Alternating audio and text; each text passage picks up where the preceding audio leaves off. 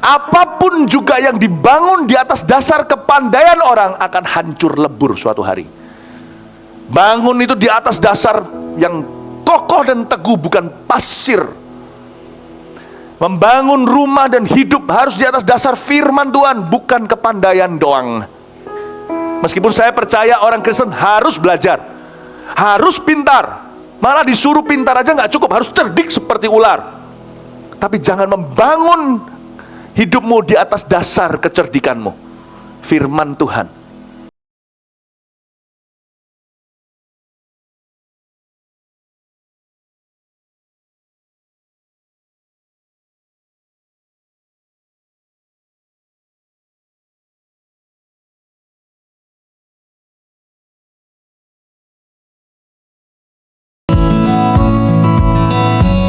Mari kita mulai dengan pendahuluan tentang Kitab Wahyu. Kitab Wahyu yang terpenting adalah ayat ke-1. Bunyinya demikian: inilah wahyu Yesus Kristus yang dikaruniakan Allah kepadanya supaya ditunjukkannya kepada hamba-hambanya apa yang harus segera terjadi. Dan oleh malaikatnya yang diutusnya, ia telah menyatakannya kepada hambanya Yohanes. Perhatikan kalimat pertama, inilah wahyu Yesus Kristus. Kitab Wahyu bukan tentang antikristus, yang terutama bukan tentang setan, iblis, bukan tentang kejadian-kejadian, fenomena-fenomena alam, bukan tentang semuanya itu, bahkan tentang surga dan neraka juga bukan yang terutama. Yang terutama hanya satu, simple saja. Menurut orang Kitab Wahyu susah? Tidak, sangat mudah. Inilah wahyu Yesus Kristus. Orang yang membaca kitab ini harus semakin dekat sama Tuhan, bukan semakin bingung dengan penafsiran. Orang yang membaca kitab Wahyu dan merenungkan firman-Nya harus semakin menjadikan Yesus Tuhan bagi dia setiap hari dalam segala keputusannya. Kalau kita membaca kitab ini dan menyelidiki kebenaran dengan hati yang benar, kita pasti menemukan Tuhan. Ada beberapa versi tentang pengangkatan gereja Tuhan di akhir zaman sebelum kedatangan Tuhan Yesus yang kedua kali. Versi yang pertama namanya pre-tribulasi, atau kita percaya bahwa gereja Tuhan akan diangkat sebelum dimunculkannya masa antikristus. Ada pula yang percaya dengan mid-tribulasi, atau mempercayai bahwa gereja Tuhan akan mengalami separuh masa antikristus, yaitu 3,5 tahun dari 7 tahun tersebut, lalu akan terjadi pengangkatan. Ada pula yang percaya dengan post-tribulasi, atau kita mengalami sepenuhnya 7 tahun, masa-masa yang sangat neraka sekali di atas muka bumi sebelum kedatangan Tuhan yang kedua kali. Gereja Mount Sharon percaya pre-tribulasi, karena kami yakin pasti ada perbedaan antara orang benar dengan orang fasik. Tuhan adil bagi orang-orang yang sungguh-sungguh hidup setiap hari dalam takut akan Tuhan di akhir zaman ini. Mereka yang hidup dalam kebenaran pasti akan diluputkan. Bukan karena takut aniaya, karena aniaya sudah terjadi hari ini juga. Mari kita buka sama-sama Wahyu pasal yang ketiga. Kita akan belajar firman Tuhan kepada 3 gerejanya lagi, yaitu Sardis, Philadelphia, dan Laodikia. Perkataan Tuhan ini untuk melengkapi mereka sama dengan firman Tuhan hari ini bagi kita, untuk mempersiapkan kita menyongsong kapan saja Tuhan akan menjemput gerejanya. Jadi jangan ada di sini yang dalam keadaan lalai, karena kita nggak tahu waktu maupun saatnya. Mari kita sekarang lihat pasal 3, judulnya dulu, kepada jemaat di Sardis. Sardis, saya kasih background latar belakang sebelum kita baca ayat 1. Sardis adalah sebuah kota yang kaya. Kalau di Amerika, di Los Angeles mungkin seperti di area Beverly Hills. Di New York, Manhattan. Singapura mungkin Nassim Road, tempat banyak rumah orang-orang kaya, konglomerat. Dengan kata lain, gereja Sardis ini jemaatnya sadis kaya semua. Ngerti maksud saya? Ini orang-orang kaya lama. Surabaya juga ada daerah orang kaya lama, orang kaya baru juga ada daerahnya. Tapi orang-orang Sardis ini, nah berarti gereja ini diisi dengan jemaatnya orang kaya semua. Ini kalau di ibu kota di Jakarta contohnya, mungkin isi jemaatnya itu yang punya 2/3 tanah se-DKI. Ini orang-orang yang berduit. Nah, sekarang kita ngerti latar belakangnya. Mari kita perhatikan apa yang menjadi pesan Tuhan untuk gereja ini. Karena sekarang juga gereja kita Gereja kita bukan gereja yang terkaya, jemaat kita ada dari kaya sampai miskin. Tapi kita harus akui, gereja kita semakin diberkati, jemaatnya pun semakin makmur. Hati-hati Bapak Ibu, berkat bisa jadi kutuk kalau kita tidak jaga hati. Tahukah bahwa uang itu juga bisa jadi berkat Tuhan, tapi uang juga, cinta akan uang bisa menjadi akar kejahatan yang paling utama. Jangan sampai karena berkat Tuhan, kita justru kena anestesi atau dibius sama sekali. Dan ketika kita sadar, teman-teman kita yang sungguh-sungguh dengan Tuhan, yang miskin di hadapan Allah, bukan karena mereka tidak punya harta, tapi karena mereka menjaga spirit mereka, semua lenyap dari hadirat kita. Dua orang jalan seladang, satu diangkat, satu ditinggal. Dua orang tidur seranjang, suami istri bukan? Yang satu tetap di atas ranjang, yang satu tidak kelihatan tinggal pakaiannya, karena sudah dalam tubuh kemuliaan. Bapak Ibu Saudara, jangan sampai berkat mencuri berkatmu. Ironis bukan?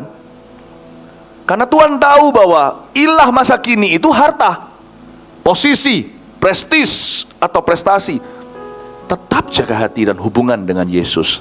Karena Tuhan mau datang, kita nggak tahu saatnya. 2000 tahun ini Tuhan kok belum juga menjemput gerejanya, nggak tahu. Tapi yang pasti Tuhan itu tidak menunda-nunda. Kalau Dia belum datang, itu keuntungan kita.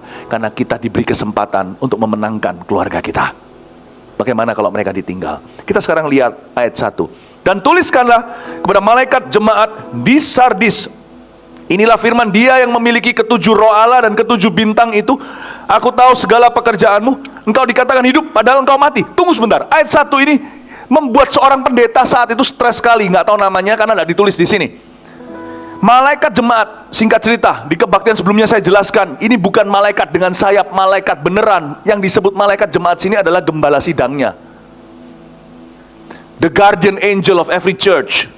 Malaikat penjaga setiap gereja. Memang ada malaikat supranatural, tetapi wakil Tuhan bagi setiap gereja itu sering adalah gembala sidangnya. Jadi saya bisa bayangin ini pendetanya keringatan.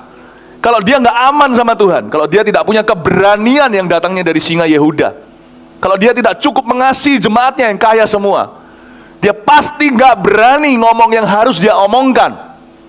Karena dia naik ke mimbar saat itu, permisi ya, kalau dia takut sama orang-orang kaya di gerejanya, apalagi donaturnya.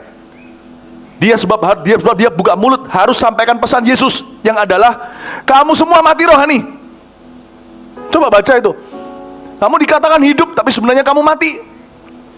Wow, itu pendeta keringetan sekali. Wah, dia pikir bisa lari nih semua jemaatku nih. Untungnya di gereja kita tidak membedakan hal itu. Di sini bukan takut orang kaya. Kita tidak pro orang kaya, tidak pro orang miskin. Pro orang kaya namanya komunis, pro orang miskin namanya kapitalis. Sorry, kebalik. Begitulah.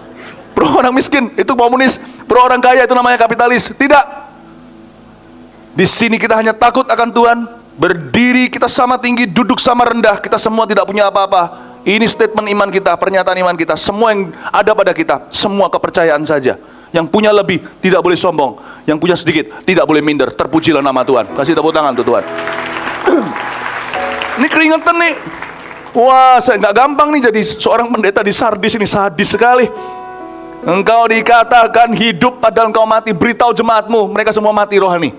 Jadi masalah utamanya saat itu bukan heresi. Di gereja-gereja lain yang saya sebutkan tadi, itu masalahnya pengajaran sesat yang aneh-aneh. Mereka ini enggak, pengajarannya oke-oke saja, malah dasar-dasar kekristenan semua. Tetapi mati rohani. Jemaatnya tidak bertumbuh, tidak mengerjakan keselamatannya, cuman mau duduk di gereja dan berpolitik saja. Ayat 2. Bangunlah dan kuatkanlah apa yang masih tinggal, yang sudah hampir mati.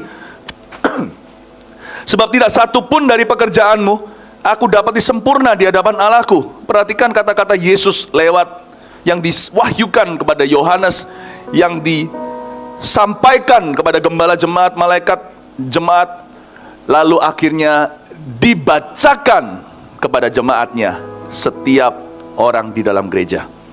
Tuhan berkata, bangun dan kuatkan apa yang masih tinggal. Ketika terjadi sebuah gempa bumi, biasanya kalau kuat sekali, maka roboh semua bangunan, bukan? Yang Anda lihat sisanya adalah fondasi. Nah, Tuhan bilang gini, aku nggak mau terlalu muluk-muluk lah visi gereja ini. Orang kaya semua kan. Dan ini relevan buat kita loh, karena kita kalau kerja kita itu jujur dan benar, pasti kita semakin hari semakin kaya. Karena itu Alkitab mengatakan, jikalau harta bertambah di rumahmu, janganlah hatimu melekat padanya. Nah, ketika materialisme ini sudah mencekam, Tuhan bilang gini, aku nggak mau macam-macam. Bangunlah, kuatkan apa yang masih tinggal. Tuhan otak-atik fondasi atau dasar. Tuhan bilang gini loh, wong dasar-dasar kekristenan aja kalian belum becus, kata Tuhan. Coba ya, biasanya kalau orang miskin harta datang ke gereja, disuruh ikut kelas dasar kekristenan, mau semua. Tapi biasanya orang kalau kaya secara harta, ini saya tidak diskriminasi atau tidak bias, tapi biasanya memang ini sudah rahasia umum, susah untuk ikut seperti di Mawar Siaran namanya My Spiritual Journey. Nggak ada waktu kayak, kalau bisa, saya bisa seperti mau imigrasi ke Kanada atau Amerika atau Australia. Saya nggak usah lewati semuanya kerja bakti. Kalau bisa saya investasi, beli rumah MM-an, langsung saya bisa dapatkan green card atau mendapatkan permanent resident. Kira-kira mereka juga, kita bisa menerapkan yang sama ke gereja. Gua datang, gua bangunin satu bangunan, udahlah nggak usah ikut MSJ-an. Langsung NIJ-nya mana? Nomor induk jemaat. Saya harap Jumat Mawar Sharon, saya serukan, dengungkan, jangan di-bypass. Semua orang tetap harus dari bawah. Presiden kalau masuk ke gereja ini juga harus ikut MSJ. Katakan amin dong. Saya rasa itu bukan keras kok, saya rasa itu adil. Dan Tuhan cinta itu. Ya, kita bukan cing orang-orang kaya atau orang miskin. No. Kita tegakkan raja di atas segala raja. Kita semua hanyalah hamba. Praise the Lord. Kuatkan apa yang masih tinggal. Tuhan berkata seperti ini, semua ikut MSJ. Sudah ikut MSJ belum? Sudah, puji Tuhan. Semua ikut dasar-dasar kekristenan. Tuhan bilang gitu, kuatkan yang masih tinggal. Jangan compang-camping dasarnya. Tuhan beritahu itu sebenarnya teguran buat pendetanya. Diberitahu, jangan pilih kasih, jangan pandang buluh. Semua harus ikuti dasar-dasar yang kuat. Karena Tuhan mengerti di akhir zaman goncangannya hebat. Kalau dasar kita tidak kuat, kita akan membangun rumah di atas pasir. Harta itu bisa datang dan pergi loh Bapak Ibu. Saya melihat sering sekali sebagai pendeta, orang kaya jadi miskin, orang miskin bisa kaya mendadak semalam. Jadi dasar kita nggak boleh harta. Dasar kita harus iman dan pengetahuan yang benar akan Kristus. Dan semua orang kaya miskin perlu itu. Saya katakan ini bukan sebagai hukum Taurat, harus dilakukan. Tapi sebagai sebuah hak yang istimewa buat setiap orang bisa mengenal Tuhan dari bawah. Amin Bapak Ibu Saudara. Lalu dikatakan di sini, sebab tidak satu pun dari pekerjaanmu aku dapati sempurna. Tuhan beritahu kepada pendetanya, suruh beritahu kepada semua majelisnya, kepada semua anggota jemaatnya, termasuk semua orang dari kalangan apapun, bahwa pekerjaanmu belum sempurna. Dan Tuhan tahu 100% jemaat Sardis kaya semua. Tuhan bilang gini, pekerjaanmu belum sempurna. Mereka mungkin bisa bela diri, kalau belum sempurna kenapa kami kaya raya? Tuhan bilang, biasanya orang kaya itu kurang dalam 3 hal. Catat baik-baik. Catat ini untuk Anda. Karena sekarang mungkin ada di sini merasa dirinya nggak punya harta. Anda setelah kalau ikut Tuhan baik-baik, saya yakin termasuk kalau Anda ikut Tuhan di gereja ini, Allah pasti akan memberkati. Saya percaya orang yang rajin itu tangannya diberkati oleh Tuhan. Jadi suatu hari kalau di sini akan ada orang kaya baru bermunculan, jangan lupa 3 hal ini ya. Ini firman untuk engkau dan aku. 1, orang kaya itu biasanya kurang sempurna di area apa? Yaitu kurang dalam bertumbuh dalam iman. What is missing? Apa yang missing dalam kehidupan orang kaya? Biasanya mereka kurang bertumbuh dalam iman. Mereka kurang bertumbuh dalam iman. Karena imannya biasanya tidak terlalu diusahakan, dipupuk. Karena hidup nyaman. Yang kedua, orang kaya biasanya kurang dalam hal apa yang membuat Tuhan mengatakan pekerjaanmu belum sempurna di mataku, sekalipun engkau kaya dan berhasil karirmu. Biasanya kurang dalam penginjilan. Karena kebiasaan orang kalau punya duit, kalau kita nanti pegang sendiri uang kita baru tahu, berarti kita punya banyak pesuruh. Tak terkecuali menginjil pun suruh orang lain. Bayar pendeta gampang, yang gampang dibayar, yang nggak bisa dibeli dengan harta sedunia. Kalau orang tuh punya kekuatan, biasanya beli. Penginjilan biasanya memalukan. Mereka perlu mempertahankan sesuatu, tapi Tuhan berkata ada hal-hal tertentu nggak bisa delegasikan. Itulah sebabnya jika ada orang kaya yang katakan papanya masih belum dalam Tuhan, mau diundang 1001 pendeta pun papanya tidak akan kenal Tuhan, sampai anaknya taat sama Tuhan, yaitu si kaya itu, baru papanya akan menerima. Tuhan itu tidak serahkan kuncinya. Ada hal-hal tertentu, by the way, nggak bisa dibeli dengan uang, seperti ketaatan. Orang kaya biasanya sukar, kurang di dalam hal penginjilan. Yang ketiga, orang kaya biasanya kurang di dalam hal compassionate service atau pekerjaan belas kasih. Karena banyak orang bisa lakukan. Uang tidak termasuk. Kita bisa kasih berapa miliar sebagai dana sosial atau dana amal, tetap di mata Tuhan ada satu yang kurang. Jual seluruh hartamu ikut aku itu bukan berarti disuruh bangkrut, disuruh kukut. Bukan. Jual seluruh harta itu kadang-kadang yang perlu jalan itu bukan dolarnya yang ada kakinya, tapi yang punya dolar kakinya harus jalan. Tuhan, ayat itu saya kasih sedikit pencerahan. Ayat itu bukan berarti Tuhan suruh tutup semua bisnis orang kaya itu. Tuhan beritahu, sekarang waktunya tutup tokomu, turun tangan sendiri, mission trip sana. Gitulah kira-kira. Tapi orang kaya itu berkata, nggak bisa, nggak mau. Saya cuma mau kalau uangku yang jalan. Karena kita punya filosofi di dalam dunia bisnis adalah uang yang bekerja untuk kami. Dan kami telah membuktikan diri bahwa uang kami berhasil bekerja untuk kami. Makanya itu kami berhasil dan kaya raya. Dan Tuhan berkata, tidak, jual semuanya, tutup sekarang, kamu turun tangan sendiri, suapi itu orang-orang tua di panti jompo dengan tanganmu. Dan itu bukan kau lakukan demi pencitraan, seperti orang yang mau dipilih jadi wakil rakyat. Lakukan itu dengan tulus, bukan sebagai karir, bukan pencitraan diri, bukan untuk popularitas. Biasanya orang kalau masuk politik dan sebagainya, baru kelihatan turun tangan semuanya, sisihkan lengan, belusukan. Be careful. God sees you. Because you were once poor. And you will one day be poor again. Karena suatu dulu engkau miskin, suatu hari engkau akan miskin lagi. Kok bisa? Waktu nanti mau mati, Anda hanya berapa kali berapa saja di tanah, Anda tidak punya apa-apa. Bawalah upah ke sorga, bukan harta yang bisa dimakan ngengat di dunia ini. Amin Bapak Ibu. Wow, ini nggak gampang loh. Saya kok bahkan gini aja stres, tahu nggak? Karena kalau nggak hati-hati dikiranya saya ini ngecing gitu loh. Enggak, saya suruh bahkan Wahyu 3 ini aja nggak gampang. Apalagi pendeta itu yang 100% jemaatnya mati rohani semuanya. Bayangin. Coba kita lihat sekarang ayat yang keberapa? 3.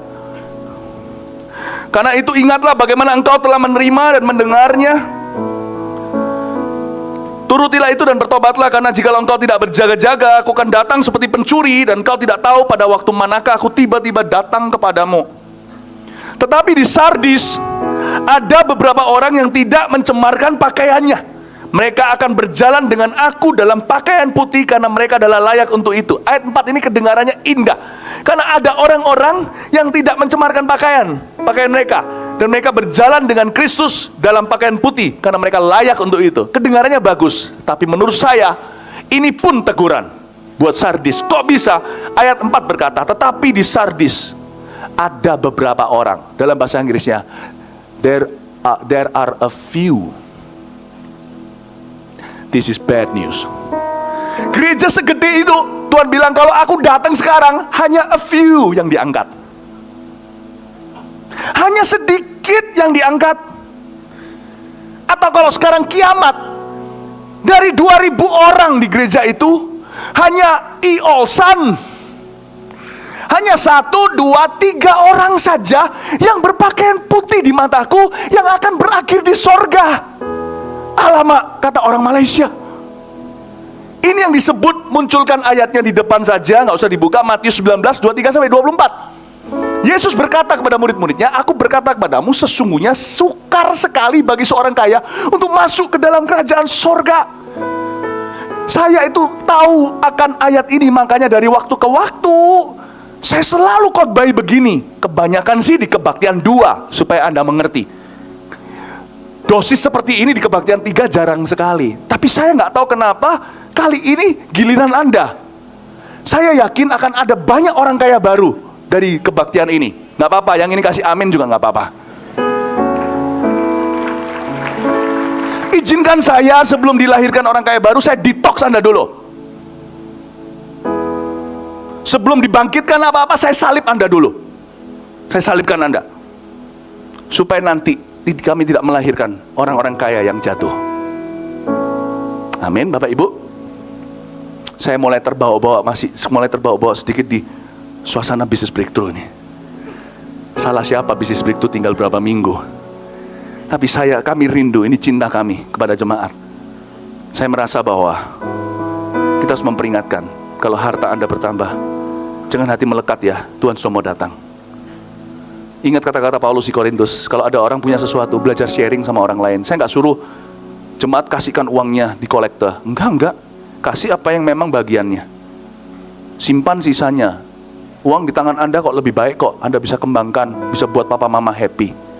Kalau masih orang tuanya ada. Enggak, gereja tidak mengingini uang siapa-siapa. Ya. Tapi saya mau beritahu kepada Anda, kalau Anda punya uang bertambah, jangan hatimu melekat kepadanya. Kami ingin sekali Anda jadi. Gereja ini cinta sama Anda, termasuk pengusaha-pengusahanya. Termasuk semua karyawan di sini yang menabung. Saya berdoa supaya Anda betul-betul melayani Tuhan. Tuhan udah mau datang. Ingatlah, belajar bukan hanya untuk giving, tapi sharing, Bapak Ibu. Tahu sharing maksudnya? Siapa punya mobil seolah-olah itu bukan mobilnya. Siapa punya apa seolah-olah bukan apanya. Sama mobil nggak usah, mobilku. Lalu nanti sofanya, kursinya di...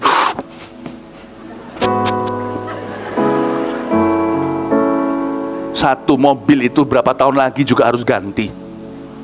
Anda punya mobil, nikmati, jaga tentunya. Bukan, nggak apa-apa, Tuhan udah mau datang, tabrak. Ya, tapi orang itu masih belum bayar hutang, mobilnya masih kredit, jangan ditabrak. Saya nggak berkata ceroboh, tapi nggak usah memberhalakan sampai sama barang itu. Nggak perlu. Bertindaklah seolah-olah itu sementara, karena memang demikian. Anda punya, share. Mobil saya sekarang anterin orang pergi ke airport. Mobil satu-satunya yang saya miliki. Anterin seorang pelayan Tuhan pergi ke airport sekarang. You have a car, you share. Rasanya untuk sesuatu enggak apa-apa, it's okay gitu, enggak apa-apa. Amin, Bapak Ibu Saudara. Tindaklah seolah-olah Anda enggak memiliki itu, seolah-olah Tuhan mau datang hari ini. Ya, belajar punya gaya hidup ini. Jangan berkata enggak masuk akal. Masuk akal, ubah tradisimu. Benar, ubah tradisimu. Saya pun enggak dari tradisi demikian. Ini harus disengaja. Iman itu memang mengubah orang. Ya, amin. Kita sekarang lanjutin ayat yang ke-5. Barang siapa yang menang, ia akan dikenakan pakaian putih yang demikian. Aku tidak akan menghapus namanya dari kitab kehidupan, melainkan aku akan mengaku namanya di hadapan Bapakku dan di hadapan para malaikatnya. Tuhan tidak akan menghapus namanya dari kitab kehidupan. Ini kok nggak enak ya? Apakah berarti nama kita bisa dihapus dari kitab kehidupan? Harusnya gitu. Kalau orang baca ini lumrah bertanya.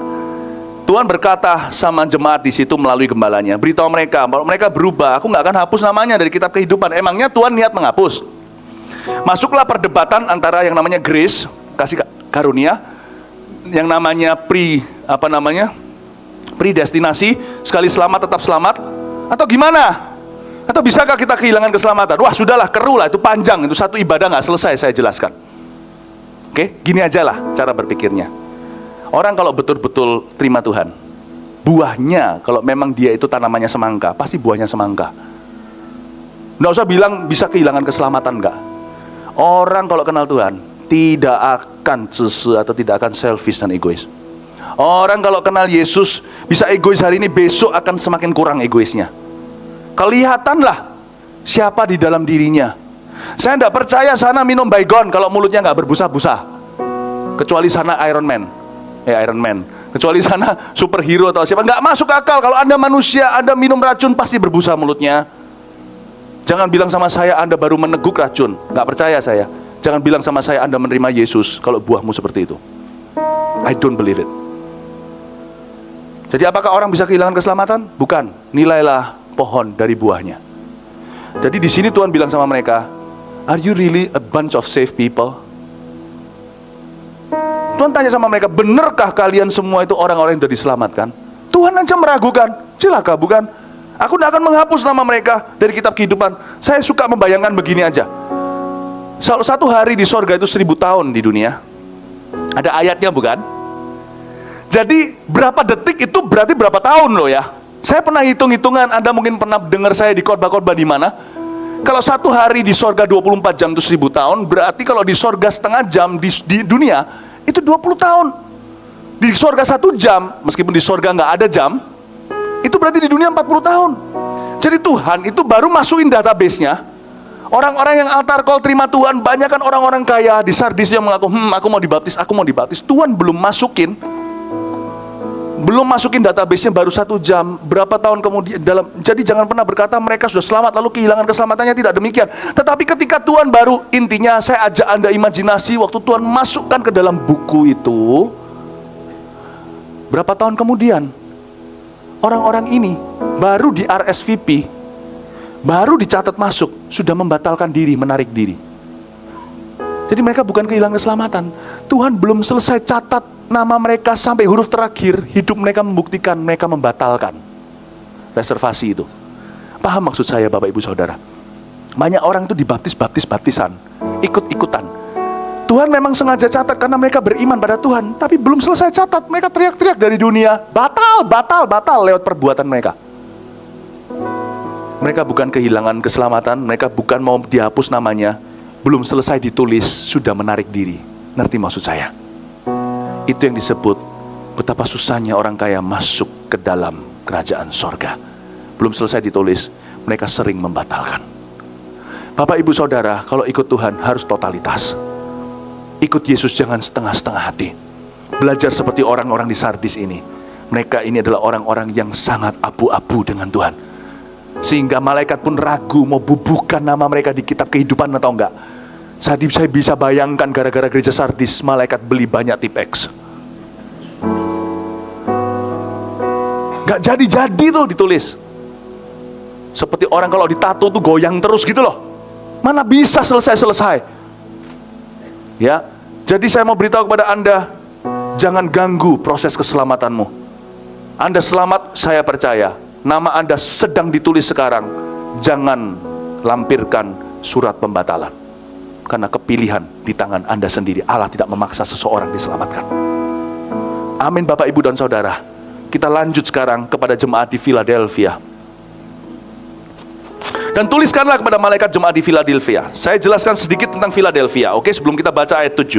Philadelphia ini adalah sebuah kota yang dibangun oleh penduduk kota Pergamus. Pergamus di kebaktian sebelumnya saya jelaskan adalah sebuah kota peradaban yang luar biasa. Maksudnya apa? Pergamus adalah pusat pembelajaran kebudayaan Yunani.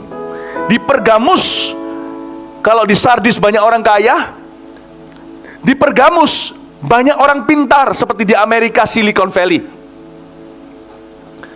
Pergamus ini diisi dengan orang-orang yang brainy, yang berotak sekali. Bahkan di sana ada sebuah perpustakaan yang memiliki 200.000 buku zaman itu loh ya. 200.000 buku zaman ini aja banyaknya, luar biasa 200.000 itu. Oke? Jadi kita sekarang mengerti bahwa Philadelphia adalah sebuah kota yang dibangun di atas dasar kepandaian manusia. Sejarah mencatat tahun 17 sesudah Masehi, kota Pergamus hancur total, lebur karena gempa yang dahsyat.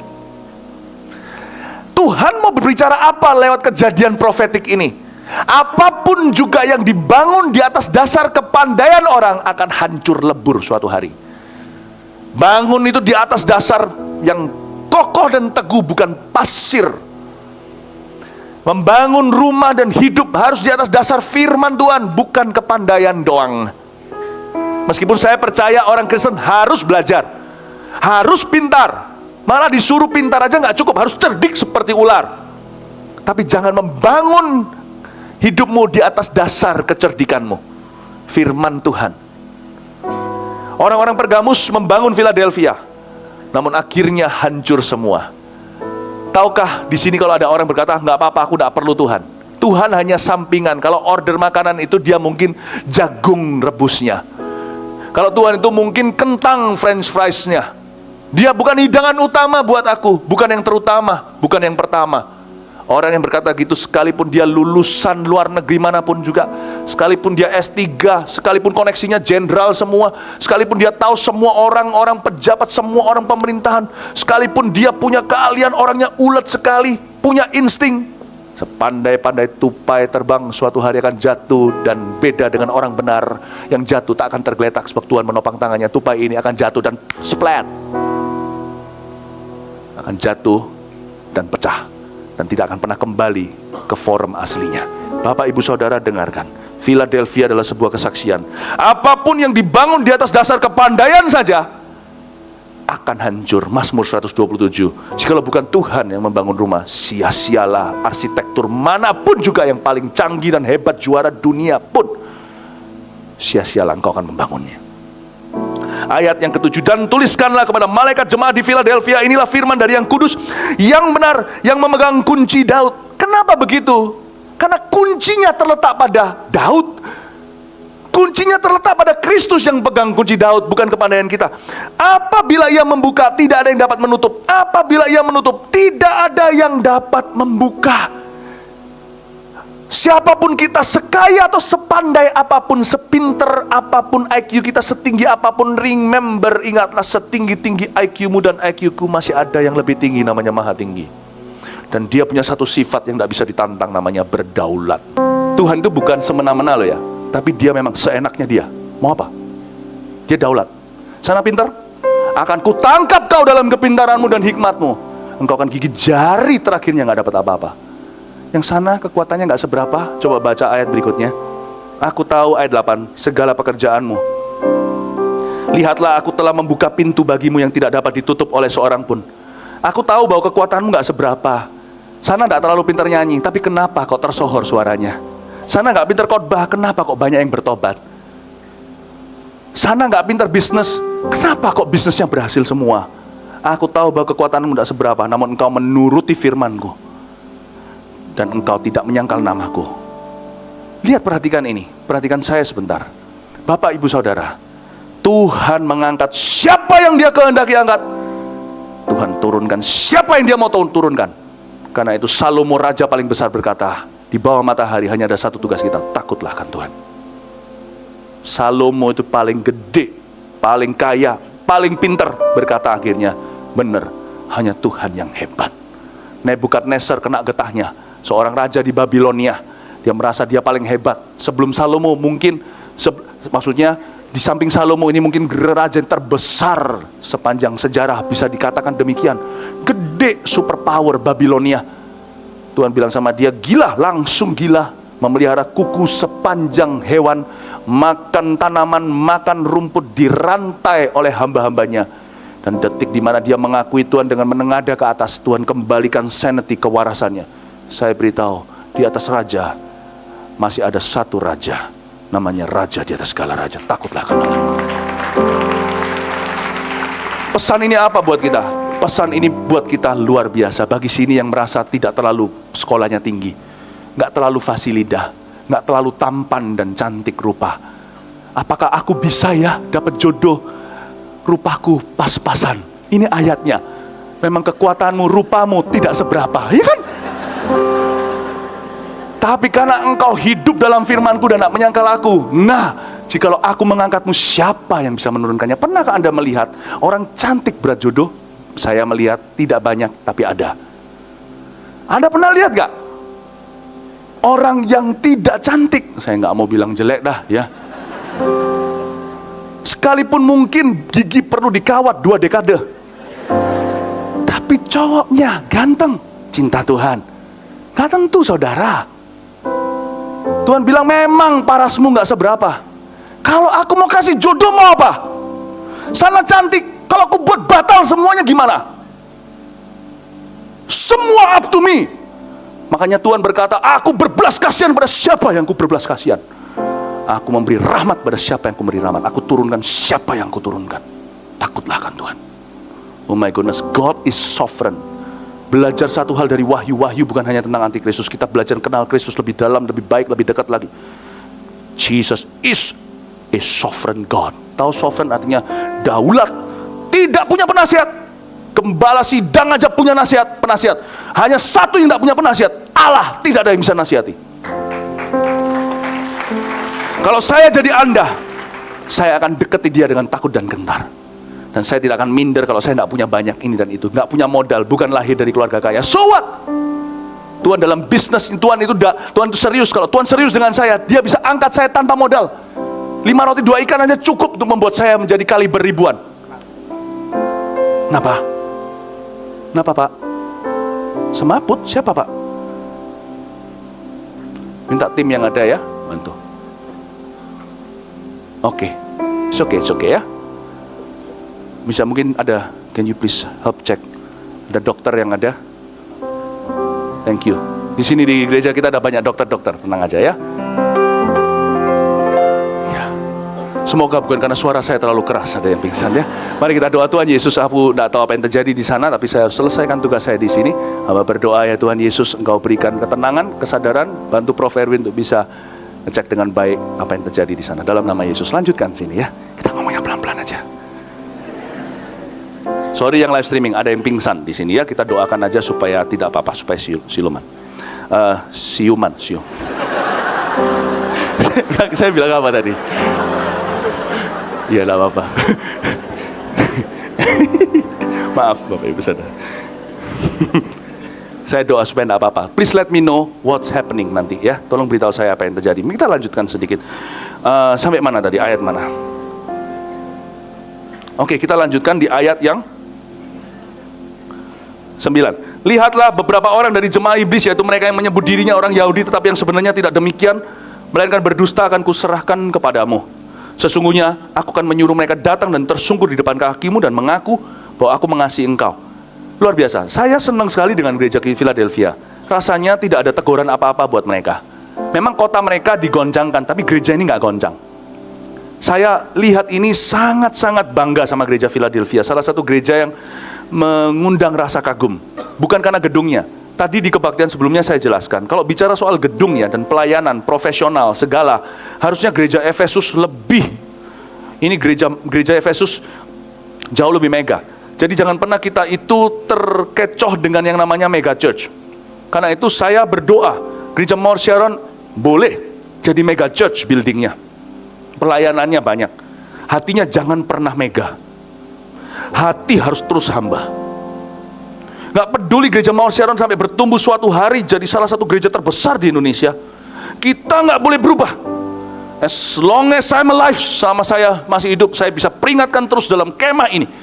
Selama saya masih kuat berdiri terus khotbah di depan Anda, saya akan tidak capek-capeknya ingatkan, kita jangan luntur, jangan berubah warna.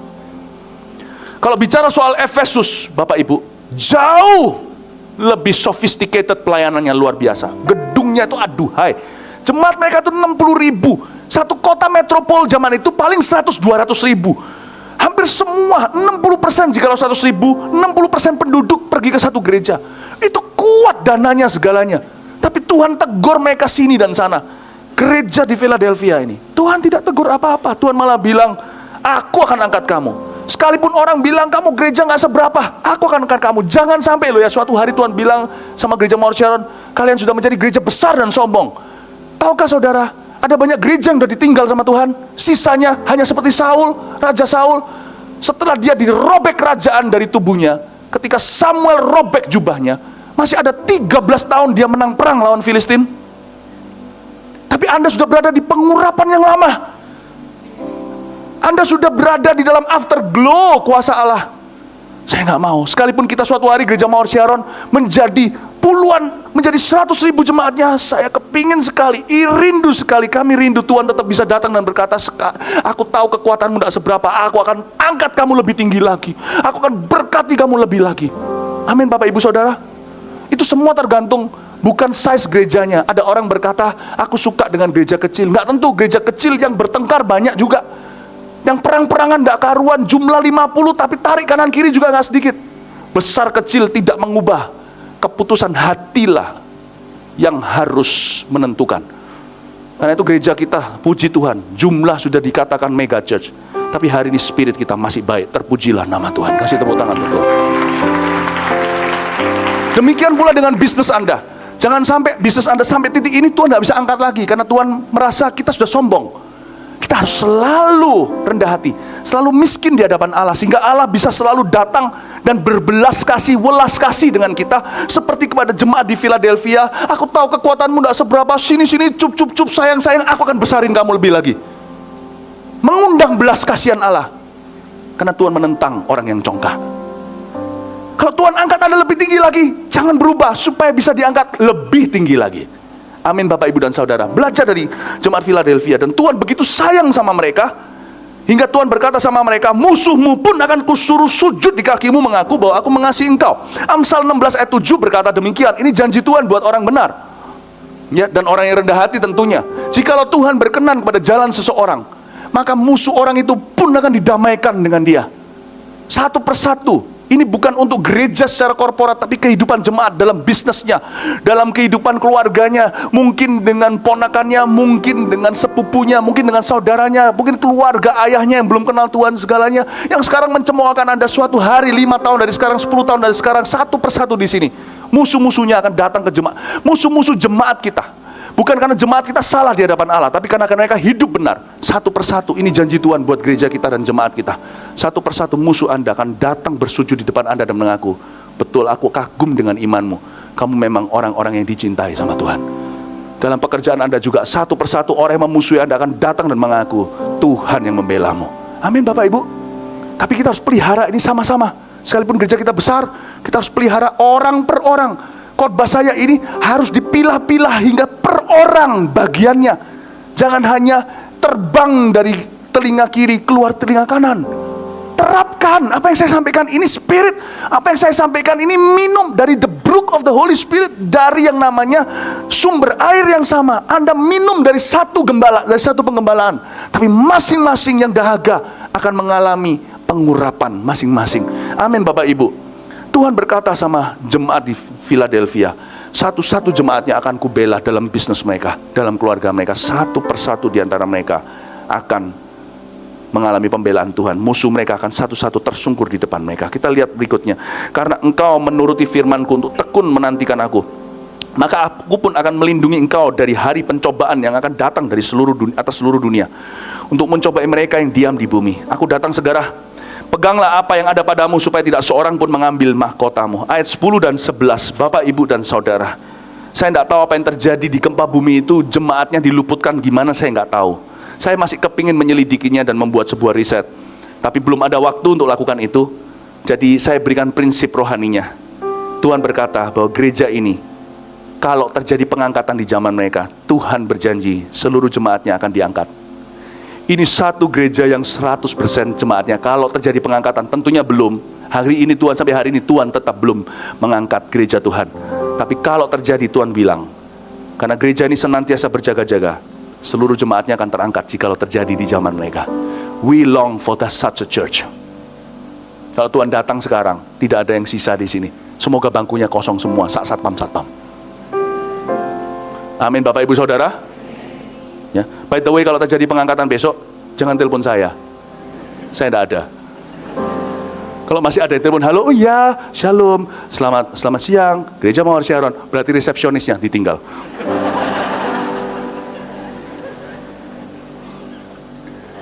Don't call Mawar Sharon kalau terjadi pengangkatan. Ini adalah kata-kata harapan. Don't call Mawar Sharon, nobody will be here. Beri tepuk tangan untuk Tuhan.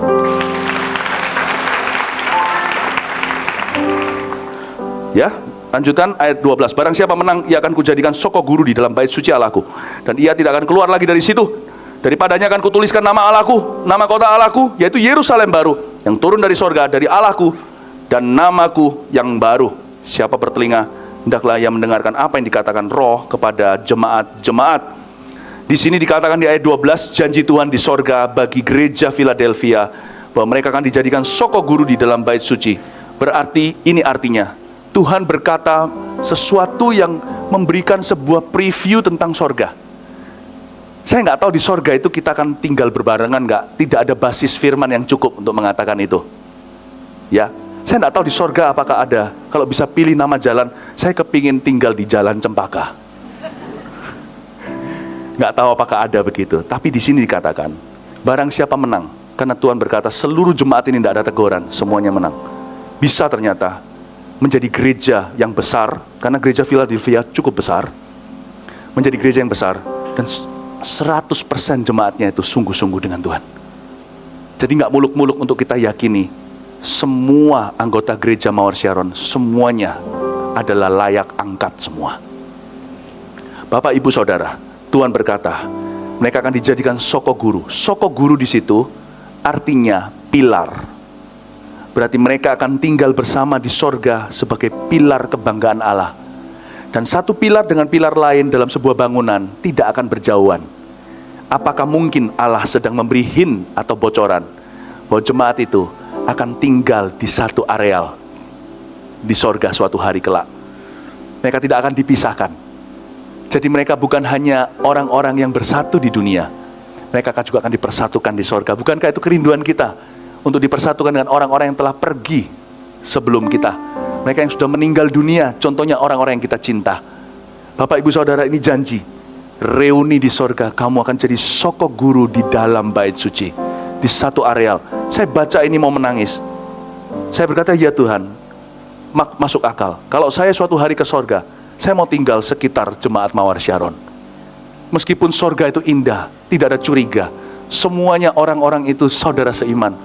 Tapi kalau saya disuruh tinggal sama orang yang saya tidak kenal, ya mulai kenalan dari awal, ya boleh juga. Tapi saya pasti kangen dengan orang-orang yang saya kenal di sini. Saya berkata, Tuhan, ini ayat indah, saya pegang ya Tuhan. Jikalau suatu hari kami suami istri akan dipisahkan lewat kematian, saya kepingin selalu tinggal dekat dengan orang-orang yang sudah saya cintai di dunia ini, bersama satu gereja. Ini ayat membuat satu janji luar biasa. Di sorga kita soko guru bersama-sama. Oh, alangkah indahnya. Ternyata ya, saudara, kalau gereja itu sungguh-sungguh bersama, itu benefitnya banyak. Individualisme itu hanya diajarkan oleh kebudayaan dunia. Ternyata kalau gereja itu sepakat kayak di perjanjian baru, gereja mula-mula mereka selalu bertekun bersama dalam pengajaran rasul-rasul, memecah roti. Tidak ada satupun di antara mereka yang berkata, ini milikku, ini kamu tidak boleh pinjam karena ini bukan milikmu. Bapak, Ibu, Tuhan, ternyata kalau kehidupan mereka itu demikian rupa dekatnya, Tuhan juga tidak akan tega memisahkan mereka suatu hari di sorga.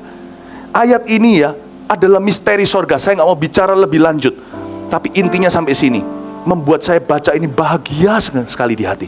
Bahwa saya tahu sorga nanti bagi saya bukan tempat yang tidak enak. Orang mau datang ke gereja aja nggak datang ke kebaktian karena nggak punya teman. Saya ke sorga, saya mau merasa familiar. Saya ke sorga, saya mau punya teman. Dan Tuhan berkata, kamu akan jadi soko guru bersama di dalam bait Allah. Ini luar biasa, ini harapan. Karena itu, mari kita berusaha sama-sama sebagai gereja, sungguh-sungguh sama Tuhan. Ya, saling ingatkan satu persatu. Kalau ada yang lemah, kita baca lebih lanjut kepada jemaat di Laodikia, gereja yang terakhir di pengajaran hari ini.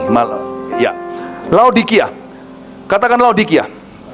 Laodikia, saudara, adalah kota yang lebih kaya lagi dari Sardis. Ini kota yang terkaya dari 7 kota yang ditulisi surat sama Yohanes. Mereka kaya karena industri banking. Jadi dulu sudah ada bank.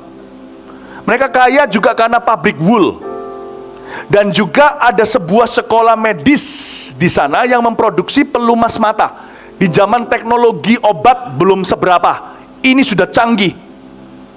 Ya. Nah, kita sekarang melihat, cuman mereka punya satu masalah di Laodikia, mereka kekurangan suplai air. Mereka tidak punya sumber air di dalam kota itu, jadi mereka harus impor dari luar. Yang mereka lakukan, mereka membuat aqueduct atau lewat pipa-pipa yang ada di luar kota ada sumber air panas, mata air panas. Dan zaman itu orang Romawi suka rendam-rendam. Saya pernah pergi di Eropa waktu saya pelayanan di sana, sebuah kota namanya Bath. Saya tanya kenapa namanya Bath. Karena di zaman Roma dulu, tempat itu memang tempat permandian, bukan baptisan. Mereka suka mandi. Kalau hari ini di Jepang, onsen namanya, mandi uap atau mandi belerang. Orang Roma suka itu. Jadi mereka ambil dari sumber mata air panas, dibawa masuk ke kota, cuman punya satu masalah. mereka kurang teknologinya, sampai di kota, airnya jadi suam-suam kuku. Tidak panas, jadi nggak bisa dibuat kum-kum. Tidak dingin, nggak segar dibuat cuci muka. Airnya itu air yang tidak dingin maupun panas, yang membosankan. Kira-kira gitu latar belakangnya Laodikia. Kita baca sekarang dan tuliskan kepada malaikat jemaat di Laodikia. Inilah firman dari Amin, saksi yang setia dan benar, permulaan dari ciptaan Allah. Aku tahu segala pekerjaanmu, engkau tidak dingin dan tidak panas. Alangkah baiknya jika engkau dingin atau panas. Tuhan pakai ilustrasi yang mereka sangat pahami, karena itu kondisi kota mereka. Jadi karena engkau suam-suam kuku dan tidak dingin atau panas, aku akan memuntahkan engkau dari mulutku. Nah, setelah kita beranjak dari gereja Philadelphia yang melulu dibelani sama Tuhan Yesus, dikasih, disayangi, dibelas kasihani, dijanjiin, dilindungi, di cover, sekarang kita masuk ke jemaat yang ditegur oleh Tuhan lagi, Laodikia. Tuhan berkata bahwa mereka tidak dingin, tidak panas. Tuhan akan muntahkan mereka dari mulutnya. Kondisi jemaat Laodikia, sekali lagi, ini gerejanya diisi orang lebih kaya daripada orang-orang Sardis. Kotanya itu lebih sukses dari dari kota Sardis. Tapi kondisinya demikian, jemaatnya cuek-cuek sama Tuhan dan pekerjaan Tuhan. Dan mereka tidak memperjuangkan apa-apa di dalam Tuhan. Dan ibadah mereka sekedar rutinitas. Kita baca lanjut ayat 17. Karena engkau berkata, aku kaya, dan aku telah memperkayakan diriku, dan aku tidak kekurangan apa-apa. Dan karena engkau tidak tahu bahwa engkau melarat, malang, miskin, buta, dan telanjang, maka aku menasihatkan engkau supaya engkau membeli daripadaku emas yang telah dimurnikan dalam api, agar engkau menjadi kaya, dan juga pakaian putih, supaya engkau memakainya, agar jangan kelihatan ketelanjanganmu yang memalukan, dan lagi minyak untuk melumas matamu, supaya engkau dapat melihat. Semua yang disebutkan Tuhan tadi, mereka ngerti itu, pelumas, emas. Dan juga Tuhan bilang tentang pakaian putih, karena mereka ada pabrik wool di sana. Jadi Tuhan itu pakai bahasa lokal sekali untuk berbicara. Padahal Yohanes itu di Pulau Patmos, udah gak ngikuti zaman, dia sudah tua. Dia bisa tulis kayak begini, ini kalau bukan pewahyuan, gak mungkin. Belum zaman internet, dia bisa Google segala. Dia tulis di situ. Karena jemaatnya itu cuek-cuek. Yohanes gak pernah ke situ kan? Yohanes kan lagi di ngasingan di sebuah pulau tersendiri loh. Tuh kasihan di sana itu. Semua batu karang, nggak ada apa-apa, kering sekali. Yohanes tulis, kasihin mereka, dibacain oleh gembalanya. Yohanes menegur di dalam nama Yesus. Kalian semua adalah orang-orang yang cepat merasa puas. Jemaatnya cuek-cuek sama pekerjaan Tuhan. Udahlah, kalau di gereja itu diberitahu, ayo semuanya di sini kita berdoa, nggak ada yang muncul. Ayo menara, tidak ada yang responi. Gak seperti gereja kita, by the way. Saya bangga dengan gereja kita. Kalau disuruh apa, gak pernah ada yang meresponi. Ya semuanya pasif sekali. Tidak ada yang lebih parah daripada orang Kristen yang tidak memperjuangkan apa-apa, yang puas diri. Lebih baik jadi orang berdosa, jadi seorang yang sangat-sangat jahat, daripada jadi orang Kristen yang merasa puas. Karena mereka sudah tidak berguna jadi tiang garam, padahal Tuhan suruh mereka menjadi terang dan garam. Bapak Ibu Saudara, kenapa mereka bisa begitu cuek? Karena orang-orang Kristen di sana teologinya salah. Mereka mengira bahwa berkat materi adalah tanda perkenanan Allah.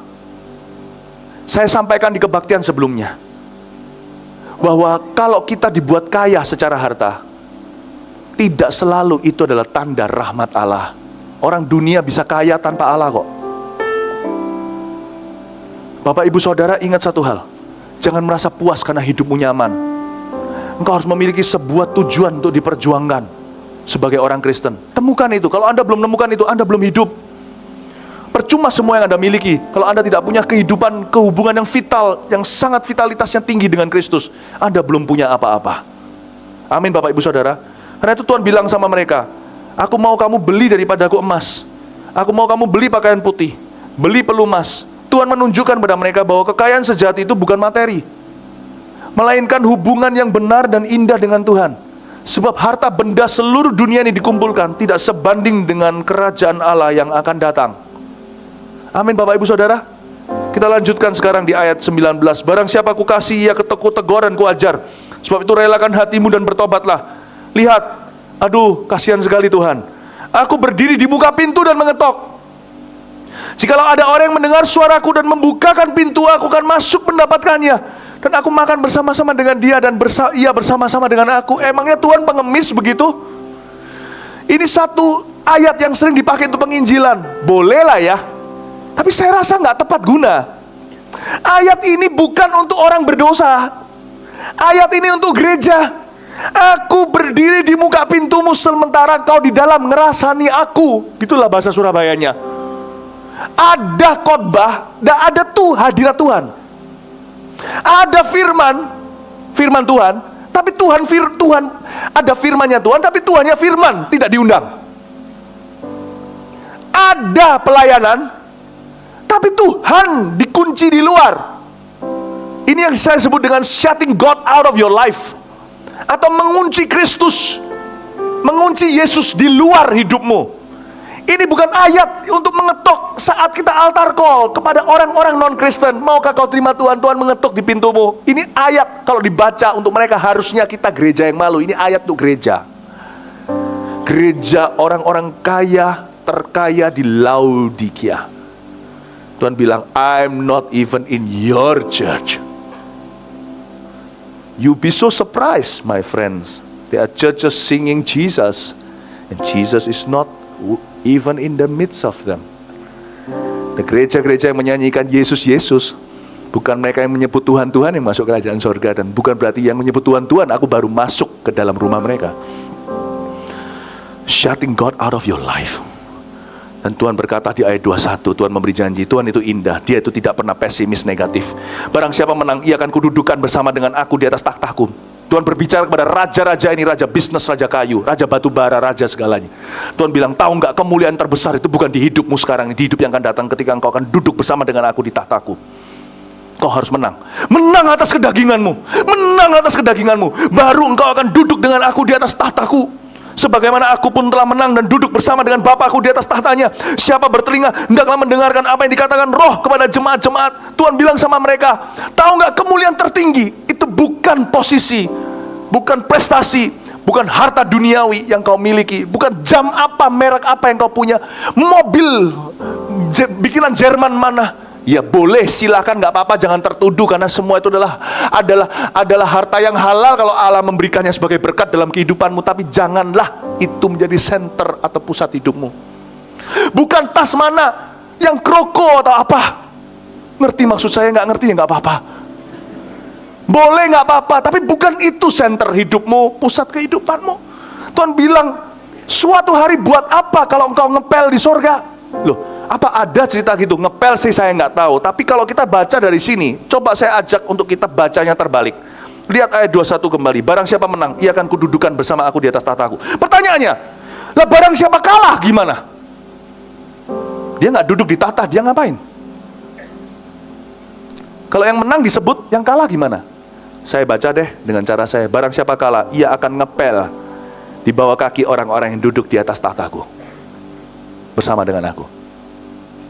Dari ayat 21 saya tahu akan ada orang seperti Paulus peringatkan yang akan lolos masuk ke sorga hanya orang-orangan. Karena ketika mereka diuji dengan api, terbakar semua pekerjaan mereka. Karena mereka membangun kehidupan mereka di atas dasar jerami. Tahukah ada emas, perak, permata itu jerami semua. Berarti lewat ayat 21 kita tahu bahwa di sorga ada hierarki. Coba katakan hierarki. Ya, di dunia ada kasta, di sorga ada hierarki.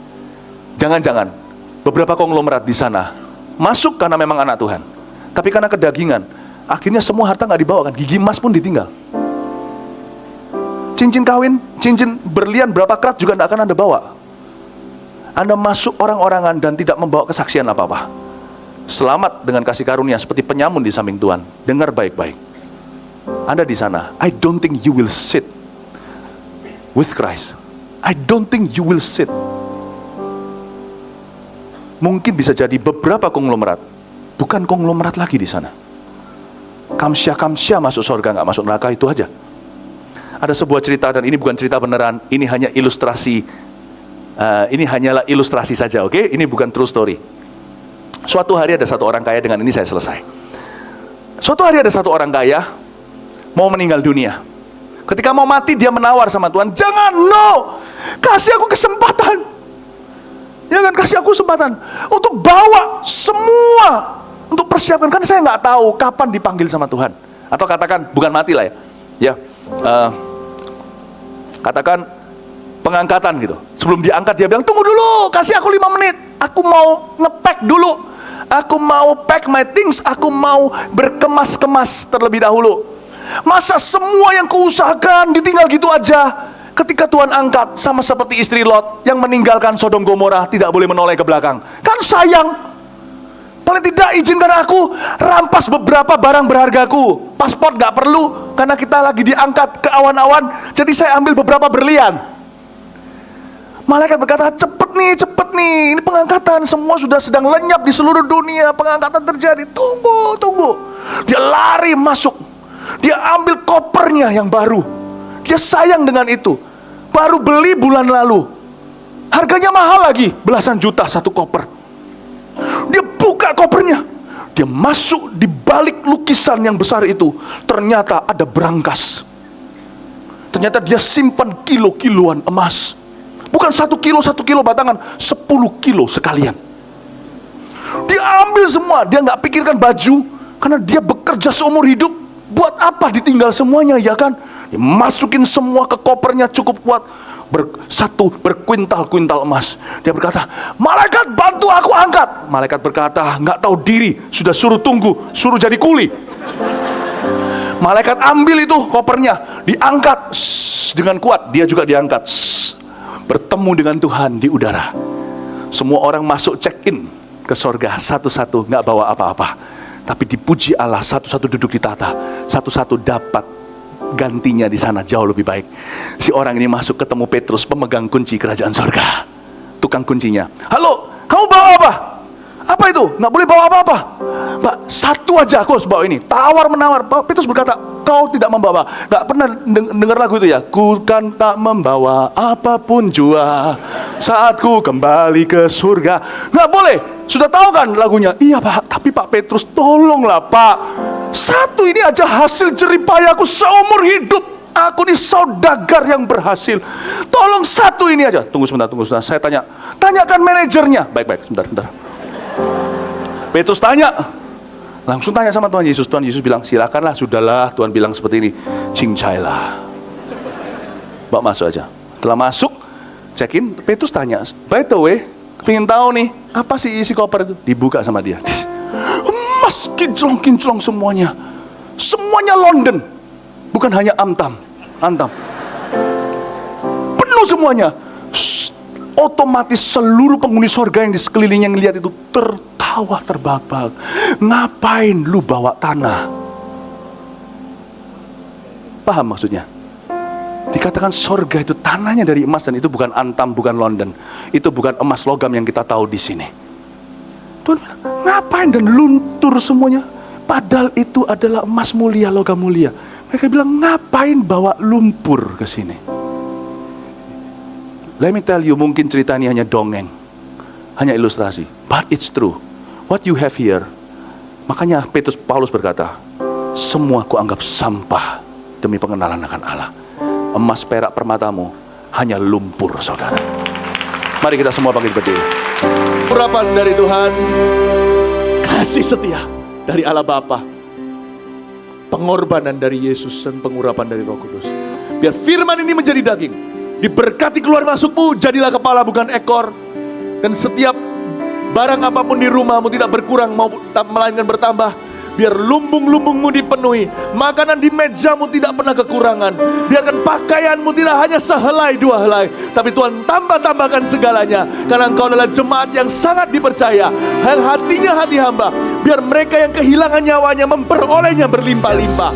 Sebab Tuhan akan menjadikanmu besar. Tuhan tidak akan membawamu ke jalan yang turun. Justru karena engkau tidak minta harta, hai Salomo, tapi meminta hikmatku, maka aku akan menjadikanmu raja terbesar. Tidak ada sebelummu dan tidak ada setelahmu. Jadilah raja raja kayu, jadilah raja batu bara, jadilah raja kapal-kapalan, jadilah raja perkebunan, jadilah raja dalam segala bidang. Allah akan membuatmu naik menjadi raja yang berhasil, bukan karena kau minta kaya, justru karena kau cari hikmat Allah. Aku akan menjadikanmu tanpa duanya. Saya merasakan Allah seperti tersenyum dan tertawa. Dia bahagia dan sayang pada jemaat ini. Jadilah besar dan jadilah berkat. Terimalah urapan di dalam nama Yesus Kristus. Be blessed, be blessed, be blessed. Amin.